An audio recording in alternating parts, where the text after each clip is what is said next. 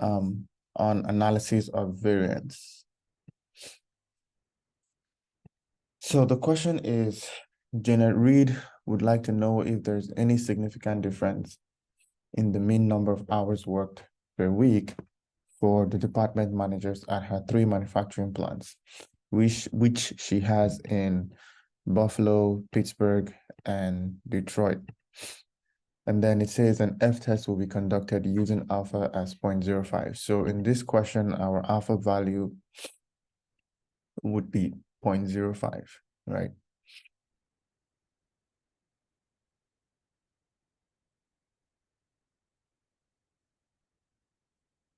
I'm just trying to open up the Excel file. All right, so this is how the data set looks like, all right? So she has 3 plants in 3 different locations, Buffalo, Pittsburgh, and Detroit, right? So we're going to try to use R to solve this problem and find out if there's a significant difference in the number of hours worked in the 3 locations, as well as which locations are actually different. So please pay attention as we walk through this. Okay, so here's the R code, right? As we've discussed in class, the first thing you always want to do is to define the population parameters. So in this case, we're interested in the mean, or should we say the average number of hours worked per week by the managers, right, in the 3 different locations. So we have Buffalo, Pittsburgh, and Detroit, and I've labeled them as mu1, mu2, and mu3, right? And then the next step is to develop your null and alternate hypothesis, right, which is pretty straightforward. That mu1 is equal to mu2 is equal to mu3 is the null hypothesis, and then the alternate is that not all the population means are equal, right? So please take note of that. The next thing we want to do is to call the libraries, which would help us import the data set. So read Excel, that library helps us to import the data set into R, right? So you can just run that, right? Now, this second library helps us to change the shape of our data, right? Right now, this is how the data looks like, right? It's in 3 columns, right? But we need it for ANOVA. You always want your data to be stacked, right? It's going to be stacked into 2 columns. One column would be called location, and the other column would be called the number of hours worked, right? So that package or this library called tidyr helps us to change the format of our data, right? From a wide format to a long format, right? Basically from a 3 column to a 2 column. That's what it does. So if you run this, if you run line number 13 and it gives you an error in the output section letting you know, hey, you don't have this package available, what I want you to do is to come over to packages here, click on packages, click on install, and then just type tidyr, right? You would see it here. Click on it and then click install, right? So once you click install, it would install the package for you. So I think in my case, if I click install, let's see. Okay, so it basically installs it, right? I already have it installed. So there's like, I just did that just to show you guys how it looks like when you have to install it. So once you're done installing it, come back to line number 13 and run it again, right? To make sure that it is installed, right? Now, line number 15 and 16, everyone should be familiar with this, how to load the data into R. So I'll take this back to plots. So now I'm going to load my data.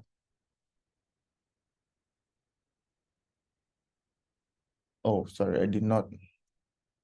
So after you, okay, so for mine, because it restarted, right, it basically canceled the libraries I loaded before. So just come back and load the read Excel library. So now I can load my data. Let's see, so just an example, open, boom. So this is it here. So when you click on your data, right? On the global environment, you can see it here, right? We have 3 locations: Buffalo, Pittsburgh, Detroit. Buffalo is our location 1, Pittsburgh is location 2, and Detroit is location 3, right? And you can see all the number of hours worked, right? And we can see the lowest number of hours worked is in Buffalo, right? So the manager in Buffalo worked 48 hours over the 5-week period that we basically looked at, right? He worked 48 hours, which is the lowest, right? And I think the highest is in Pittsburgh, where the manager worked 74 hours, right? So those are some things you can look for, that variation that is occurring in your data already.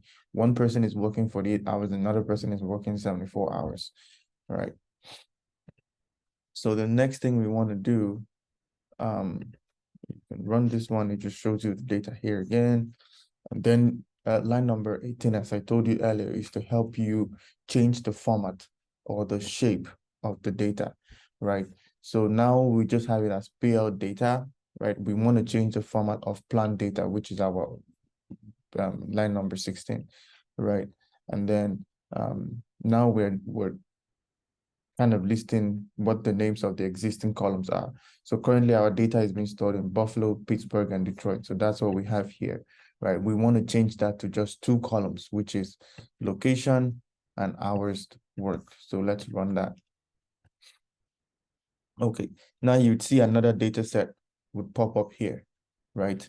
In the global environment. When you click on it, what do you see? You have just 2 columns now instead of 3 columns, right? Previously, we had 3 columns by 5 rows, right? But now we have 2 columns by 15 rows, right? One column is location, the other one is hours worked, right? So this new data is what we will be working with for our analysis, right? So step 2 is now exploratory data analysis, and this is split into 2: descriptive statistics and data visualization. So the descriptive statistics, we're just looking for the mean, the median, the quartiles, and all those different things.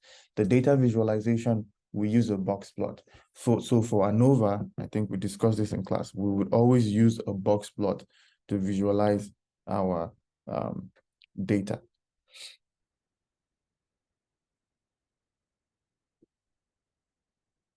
All right, so now the first visualization is for the individual column summary, right? So we do the first visualization on the plant data, right? The data with 5 observations and 3 variables, right? So it depends on you. If you want to interpret your descriptive statistics based on each location, right? Each plant location. So basically, on average, the manager at Buffalo works 55 hours.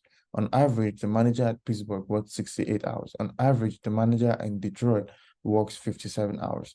And that's basically your interpretation, right? So you interpret it based on the individual column. But if you decide to interpret based on the entire data, right? We call that the mean of the mean, right? X bar bar, right? And you would hear it in class. So if you want to do it for the entire data, right, all you would just do is do the summary on the data that says 15 observations of 2 variables, right? So here you can see the average hours worked for the entire 3 location was 60 hours, right? That's the average hours worked. So please take note of that. Now, the next thing is the data visualization, and we do the box plot. So this is our box plot here, looking all nice and sweet and everything, right? And you could basically see the 3 locations and then the hours worked. Now, the box plot, there are 3 things you need to look for in the box plot, right? But before going into those 3 things, the box plot shows you the quartiles, the outliers, the medians, right? You can see the medians. The medians are the black dash, right? So those are some of the things that the box plot shows you, right? But the 3 things you want to interpret from the box plot, which I would write them down here. The first is outliers, right? Check if your data contains outliers. So outliers are basically anything that is not included in this box, right? So in this case, Buffalo has 2 outliers, right? Buffalo has 2 outliers. That's what I'll put there, right? And that's all. the next thing I would want to say is look at the between group variation, right? So between group variation.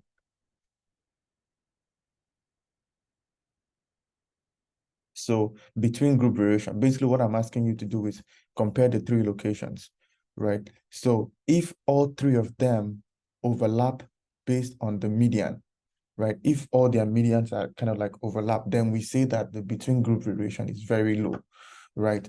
But if not all of them, if only the boxes overlap, then we would say that there is a high group variation in this case. So here you can see that Buffalo and Detroit, the boxes overlap, but the boxes do not overlap with Pittsburgh, right? So there's definitely a high group. We're allowed to say there's a high, I would just say high group or high between group variation, right? For the three locations.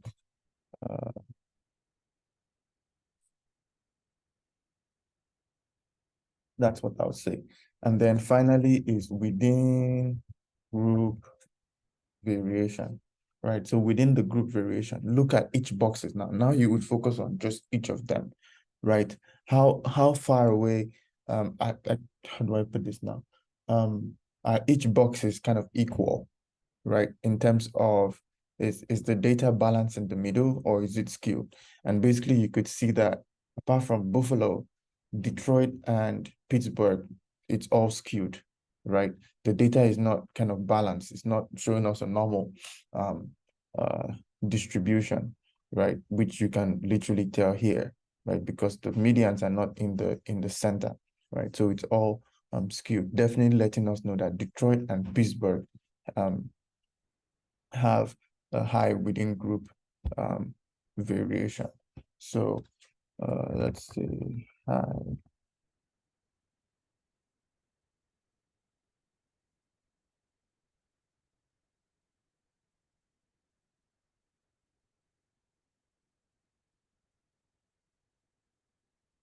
Right. So those are the three things you basically want to look out for when you're trying to interpret a box plot: the outliers, the between group variation, and the within group variation. Right. So please take note of that. Now, step number 3 is to compute your ANOVA test, right? And this is basically how we do it. So AOV is the function that has the ANOVA equations or formulas in it, right? Then hours worked.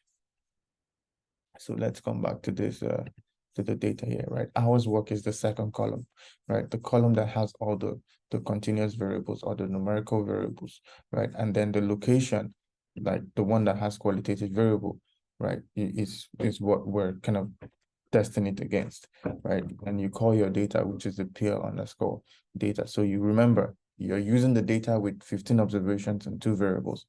So let's run that. And then here is our summary, right? So our ANOVA table gives us certain elements, right?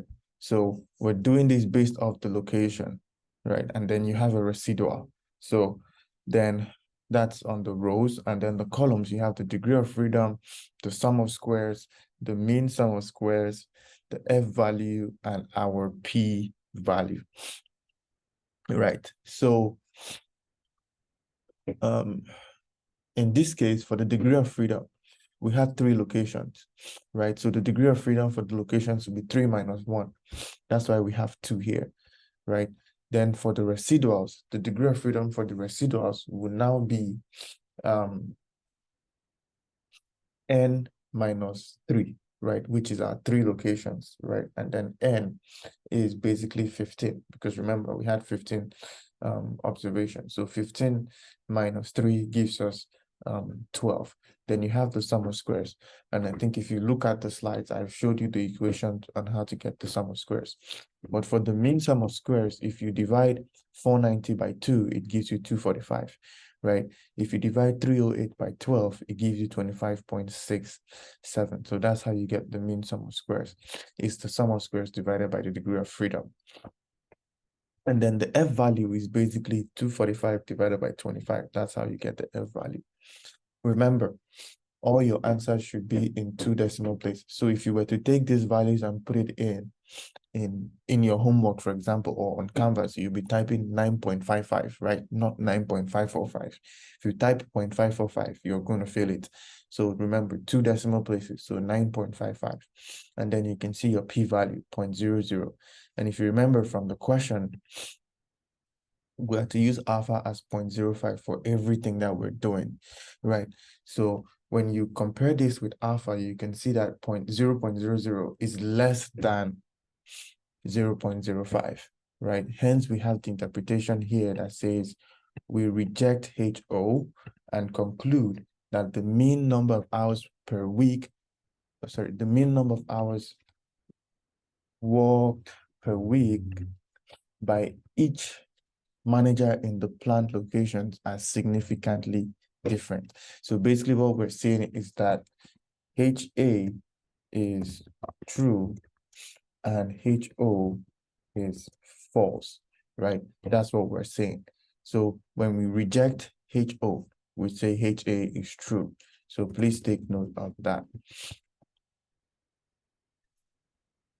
Now, because we are going with HA, which is true, right? Saying that not all population means are equal, right? We now have to find out which of the population means are actually equal, right? Which one of them is actually equal. So in order to do that, we need to do a pairwise comparison, right? In order to find out which of the population means are equal, right? So now it basically steps it down from doing an F test to a T test for the pairwise comparison. So here's another thing I want you guys to take note of. For the pairwise comparison, when looking at the population means, right? When you're doing, you're going to use the T test to do the pairwise comparison. So please take note of that. So line number 45 helps us to do that, right? And we use the Bonferroni P adjustment method, which everyone should be familiar with by now. So when we run that, this is what we get, right? You can see we have this, everything in here, all these values you see here are the P values, right? Take note of that. And we would compare them against the alpha value of 0.05, right? So here you can see that 1.0 is greater than 0.05, 0.00 is less, right, than 0.05, and then 0.01 is less. So with this now, we can make some interpretations that when you look at Buffalo and Detroit, right, 1.0 is greater than alpha. So we say we do not reject HO, right, and conclude that there is no significant difference between the mean number of hours worked, right? So basically, in this case, we're saying that HO is true, right? So just to show the class, if we were to set up the hypothesis test, this is what it would look like. So Buffalo was mu1 is equal to Detroit was, I think Detroit was mu3, right? Mu1 equal to mu3, my time, mu3, and HA is mu1 not equal to mu3, right? So this is if we were looking at Buffalo versus Detroit, right? That's how you would type it. So in this case, when we say we do not reject HO, that means this is true, right? And this is false, right? So please take note of that. So in the second case, right, we can see that we reject HO because 0.00 is less than 0.05, right? So in that case, both plants, they are not equal, right? Their what's it called? Their mean number of hours is not equal. But for Buffalo and Detroit, their mean number of hours was it was equal. Now, the last one is Detroit and Pittsburgh, right? It has a p-value of 0.01, right? Which is actually less than alpha, right? So we also reject HO and conclude that the mean number of hours between Detroit and Pittsburgh are not equal, right? So please take note of how to do the pairwise comparison and how to interpret the result. So that's all for today, and I hope this was helpful. Thank you.